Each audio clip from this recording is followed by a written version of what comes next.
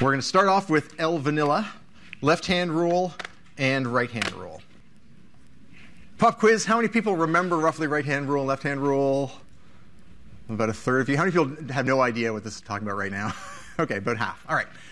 So bear with me, those who have not is not ringing bells, or who it is for whom it is ringing bells. Here's a curve. I want to find the area. Let's make these panels big to make it really obvious what's happening. If I want to find the area under this curve, what I can do is go over to this left-hand panel, so from here to here, and say, well, it's not constant on that interval. Definitely not. I can see it going down.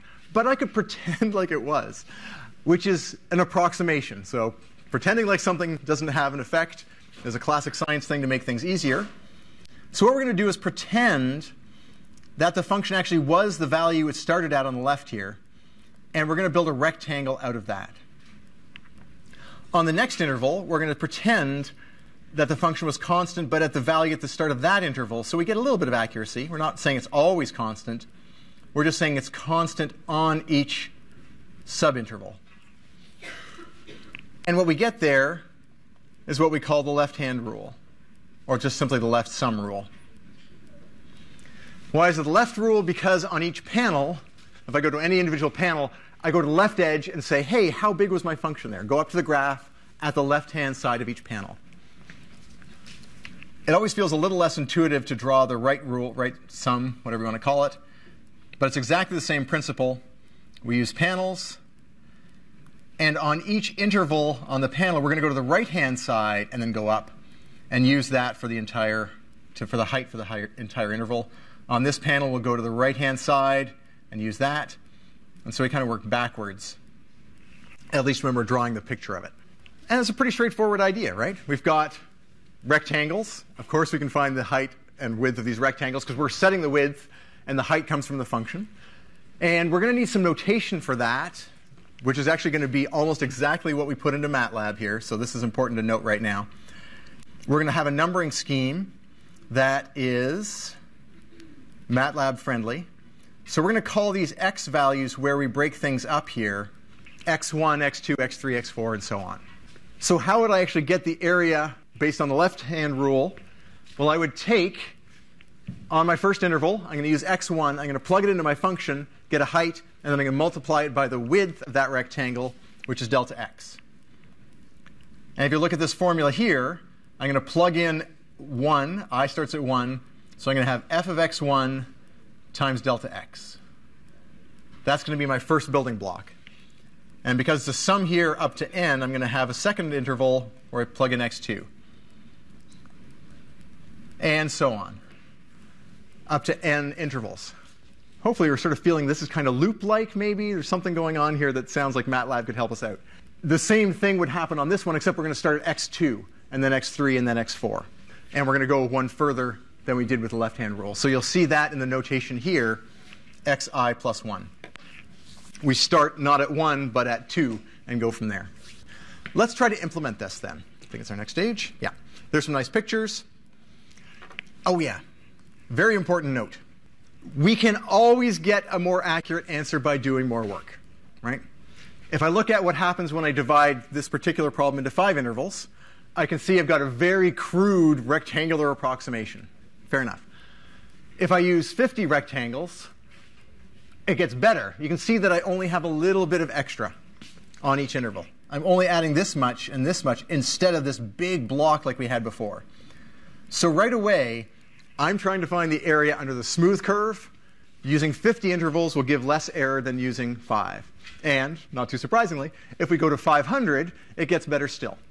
So what we have here is one of these classic trade-offs of estimation, kind of like when we had Newton's or secant method or bisection. We could always get closer, and we had to choose how close we cared to get, how close we needed to get, to trade off the computer time versus how accurate an answer we got. So let's take a look at some code now. All right. So W71 is up on the course website, and it has a whole bunch of properties of some fin. So a few ingredients that we had before. The temperature of the base will be 100 degrees, so that's our temperature at the base, and then it cools off afterwards. We've got the cross-sectional area, some other stuff that gets calculated based on the width of this fin. There's that weird square root of whatever thing that comes in handy.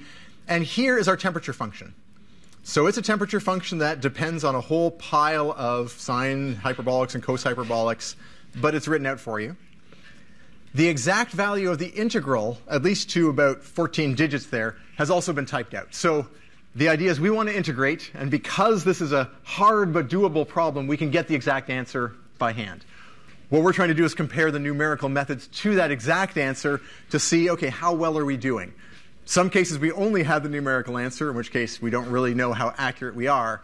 But for now, we're going to try to compare against a gold standard, the real exact answer. So what we want to do now is build our function. So first of all, our function, notice the ampersand x, is h times p times the temperature. So that makes our math look more like the math on the page. So f is a function of x. I can't say f. I have to say f of 2 or f of 2.7. I have to plug in values. When I do that, it'll be plugging in my h, which is the coefficient of convection, times the surface area times the temperature. That's going to be our function, because that describes how much heat is being radiated on each part. H times P times temperature. Now we want to integrate that. So I think the easiest way to start going down that route, let me do that here, is to try to recreate this series here in MATLAB. So this we're calling f of x. And we want to find the temperature radiation rate at Q, which is the sum from I equals 1 to n of a bunch of things. And let's see how that works. Let's call it Q. So as soon as we have that sum from 1 to n, the natural analog in MATLAB, of course, is a loop. I want to add a bunch of terms, 1 to n. So let's loop and calculate each term separately. Now what we need to bring in is our picture of the x values. So what we have here is a maximum length of L and a starting length of 0. And we're subdividing that into x1, x2, all the way down to, and you've got to be careful here, n plus 1 at the end and xn at the second last. There's some bookkeeping here. If I have 1 to n points, well, say, if I have 2 points, how many intervals do I have? 1. Hey, good. If I have 3 points, 1, 2, 3, how many intervals do I have? 2. OK. So if we want n intervals, we need 1 to 1 more than n, so n plus 1 points. That's going to be our key ingredient. Each one of those is separated by delta x, which is simply going to be L over n. I've got the whole length. Literally, I'm dividing my length L into n subintervals. So there's a couple different ways we can go about this. One of the ways is to say my new x is always my old x plus delta x. And that's a perfectly good way to do it, in principle anyway, because what we're just saying is this point, add delta x, I get the next point, add delta x, I get the next point, and so on. It turns out there's some round-off error that can creep in. If you have a little bit of error in your calculations, this accumulates it. Another way to do it is just to say xn is going to equal, you have to be a little bit careful here. x1 is actually at 0. So it's a bunch of delta x's, but it's n minus 1 of them. Let's just do a quick little check. So x1 would equal 1 minus 1 times delta x, so that's 0.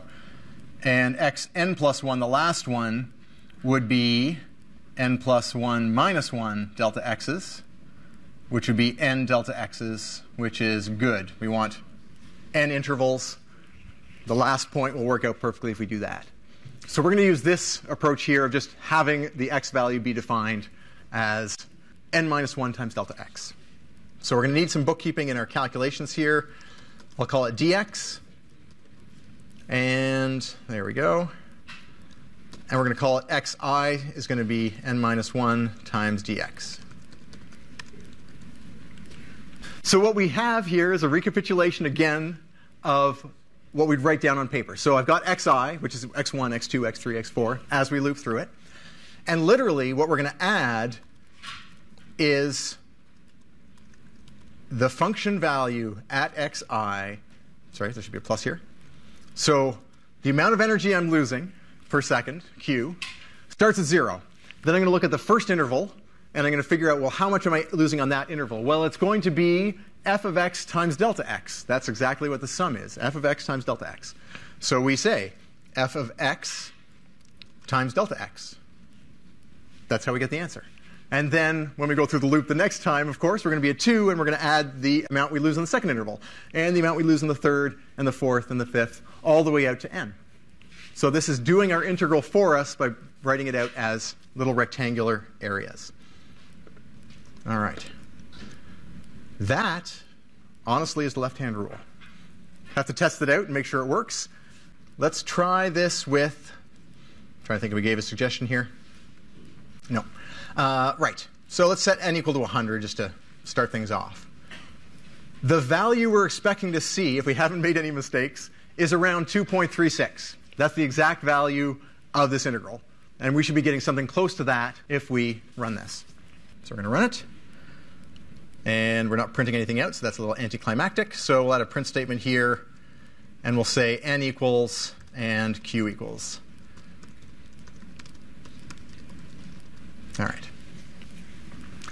Don't forget to have the reset at the top. Q equals 0 before you get to the loop means that we're going to reset Q to 0 every time we run this program. The printf print an integer and print 8 decimals of Q just so we can see what's going on. And we'll run that again. Zut alors. Interesting.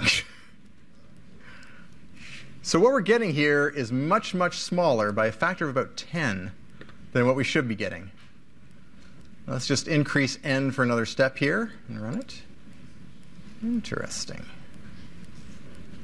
And it seems quite happy to converge there. So 0.28 something is what we're getting. Any thoughts or ideas as to what's going on there in terms of why we're not getting the right answer for the left-hand rule? So this is where you get to an unfortunate kind of debugging, not unfortunate, but just pragmatic debugging here. If something's going wrong in a numerical method, the easiest thing to do is try to cut it down to size where you can actually see what's going on. So let's go down to, let's say, 5 intervals, and then we can start doing some printouts and seeing what's going on here. All right. So first off, if we go down, let's go 5 intervals and run it again. OK. And we can see that our x values are, our x values are always the same. Should our x values always be the same? No, absolutely not. Let's take a look at that line there. Here's where you get a slight mismatch between what we wrote on the page and elsewhere. X sub n is n minus 1 times delta x. What are we using in our loop? xn or xi? Hey, are I and n the same thing? No. I is going 1, 2, 3, 4, 5 up to n, which is fixed. So what do I need in that xi? Exactly. I need I minus 1. Why were we getting a lowball estimate out of this? Because what we were using, we had the temperature, but we were always going to this last step here and using the temperature there, the temperature there, the temperature there, the temperature there. And of course, it was an underestimate of the whole thing. So if you ever had these problems, go back, print out the ingredients that are going into the mix, and figure out where things went off the rails. Once you recognize it, it's like, oh, if I have xn is n minus 1, then xi is going to be I minus 1 times delta x. Whatever that number is, I use it on both sides. And if we do that, we'll go back to, say, 500 here. And, oh, thank goodness. All right. 2.37 something. The actual value is 2.36 something. We're actually not doing too badly here. So we could boost it to 5,000. Let's boost it to 50,000. There we go. So we're comparing these two numbers here. 2.36 to almost 76. So by doing a lot of calculations, 50,000 intervals, imagine doing that in your calculator, we're getting a very, very close estimate down to about 4 digits of accuracy in terms of the difference between doing it the hard way by antiderivatives versus this pretty naive, honestly, programming technique where you just loop over, find the area of a rectangle, and add it to a total.